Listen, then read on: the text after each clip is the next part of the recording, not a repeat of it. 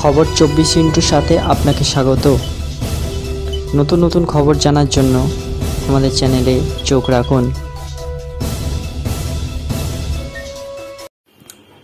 নমস্কার দর্শক বন্ধুরা, খবর 24x সাথে আপনাকে স্বাগত।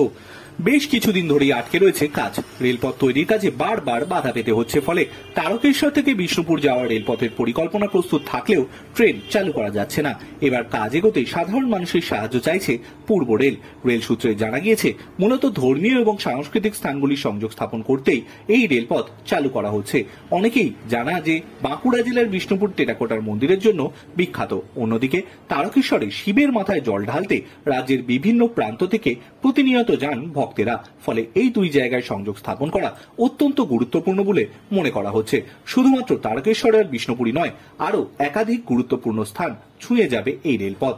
রেলের মাঝেই পড়বে রামকৃষ্ণের স্মৃতি বিজয়েরিত কামারপুর এবং সারদা দেবীর জন্মস্থান জয়রামবাটি।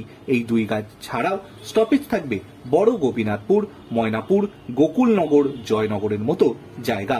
উত্তর ভারতে ঠিক যেভাবে রেলপথের মাধ্যমে জুড়ে দেওয়া হয়েছে প্রয়াগরাজ, অযোধ্যা থেকে খাজুরাহ, সেই কথা মাথায় রেখেই পশ্চিমবঙ্গের জন্য এই পরিকল্পনা করেছে রেল। উত্তর ভারতে এই পরিকল্পনা অত্যন্ত সফল বলেও দাবি রেলের। তারকেশ্বরে এই রেলপথ চালু হলে পর্যটকদের বিশেষ সুবিধা হবে। এই অঞ্চলে অর্থনৈতিক উন্নতি ঘটবে বলেও মনে করা হচ্ছে। বর্তমানে রাস্তার উপরই নির্ভর করতে হয় এই অঞ্চলকে। উল্লেখ্য, তারকেশ্বর বিষ্ণুপুর রেল লাইনের কাজ অনেকদিন ধরেই আটকে রয়েছে।